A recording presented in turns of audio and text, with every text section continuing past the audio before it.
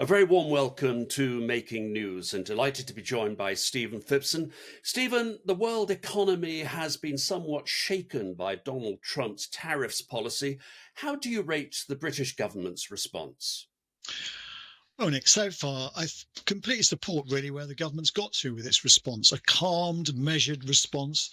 And I know because as you know, Nick, we are very close to government. I know just how much work people like Johnny Reynolds have been putting into the relationship in trying to negotiate a sensible economic deal with the United States. Now, there's more to come on that, obviously. At the moment, we're still with everybody else with our 10% and 25% tariffs.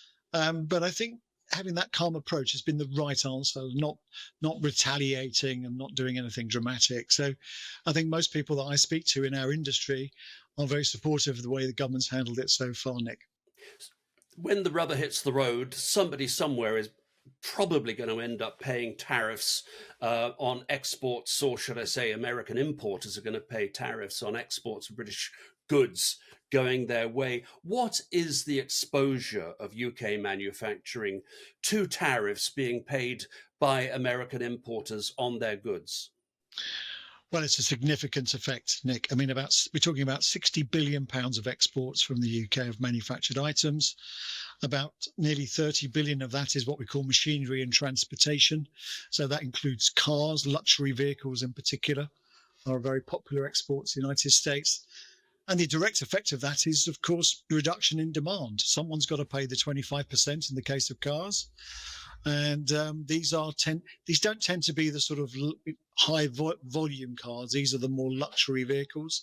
So you could argue that perhaps with a McLaren or a Rolls Royce, there won't be such an immediate effect. But there is an expectation that for those mid-sized luxury vehicles, there will be an effect on demand. And that will be serious for different areas of the country, mainly in the West Midlands and north of England. So it's a real effect of demand of these tariffs that we're really concerned about. That's the first effect.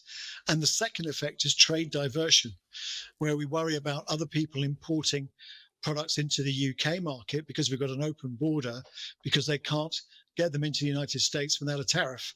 So are we quick enough to react to that and put up the right quotas and safeguarding in place to make sure that we don't get flooded with cheap imports as a result of people diverting their trade to the United Kingdom?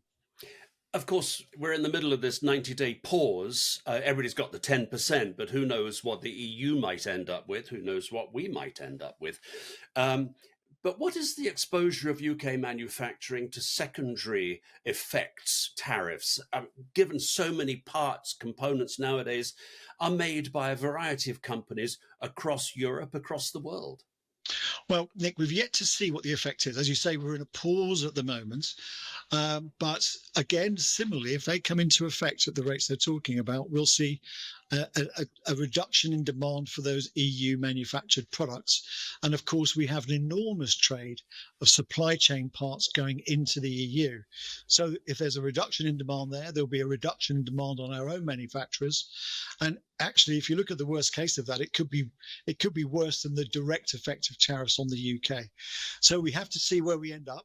I think, as ever with this tariff situation, it's a very quick moving, changeable feast. I mean, one of the other challenges we get from many of the large manufacturers is they don't know how to plan. I mean, one day the tariffs are in, the next day they're out, the next day they're 25%, the next day they're 10%.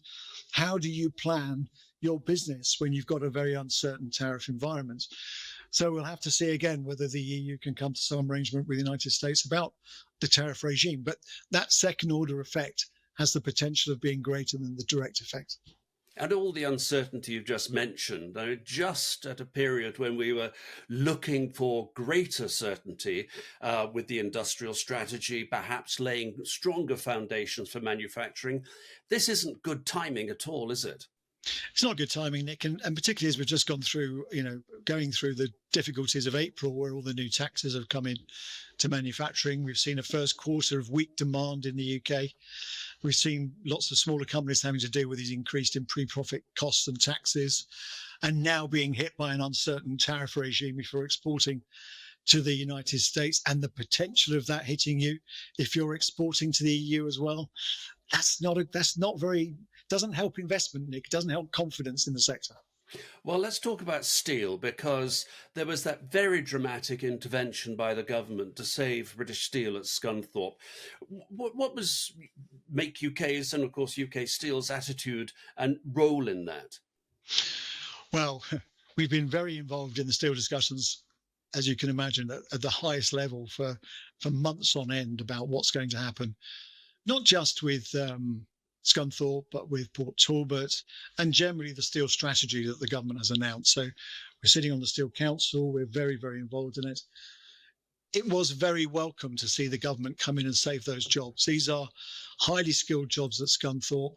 Really important that we maintain some of that manufacturing capacity in terms of steel production in this country. I mean, we're down to about 4.5 million tons of steel production now. So a massive reduction over the last 20 years in terms of our steel output. And as we know, steel is a critical resource for the UK for just about everything we want. So good to see them step in to make sure those jobs are preserved. What we need now to see is what the plan's going to be and what the strategy is going to be.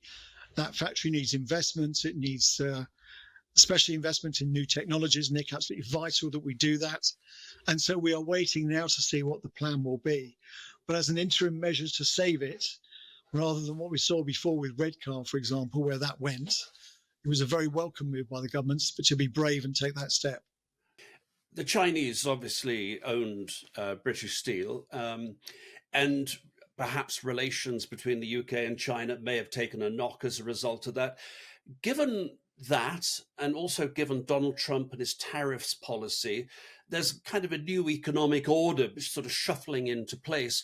What do you think the British government's attitude to China should be, particularly when it comes to the trade in manufactured goods? I think the position we've got at the moment is a good one, Nick, is the right one, which is that we need to be trading with everyone. We're a free trading nation, and we need to be trading as freely with China as we are with Europe and with the United States. Now, whether we end up with that option, whatever deal we end up with the United States, they may put restrictions on that free trade. But what we should be doing is trading with everyone. I mean, in terms of China, we've created over the last 30 years incredibly complicated supply chains. If you look at consumer goods in our country, most of them come from China. We don't have a consumer industry anymore, really. We have one or two minor sort of areas, but we don't have the volume consumer production. If you go to your house, 6 out of 10 things in your kitchen come from one city in China at the end of the day. Our way of life depends on our trade with China. And likewise, at the professional end as well, we supply a lot of very important components and equipment to China from the UK. It's an important export market. So can we maintain that free trade is going to be the objective of the government, I am sure. I know we heard a few criticisms about the owner of British Steel, but then we rapidly saw the government change their view and talk about how important that economic relationship is. And it is for manufacturers. We use lots of materials, components from China in the production of our own advanced manufacturing products. So really important we end up, as far as we can, to maintain a free trading relationship with everyone involved, the EU, the Chinese, and the US. Whether Trump allows it or not, Nick's going to be interesting, isn't it? But we shall see. Interesting time, Stephen. As the Chinese would say, that's a curse, not a blessing. But may we live in interesting times. Stephen Phipson, thank you very much indeed. Thank you, Nick. Thank you.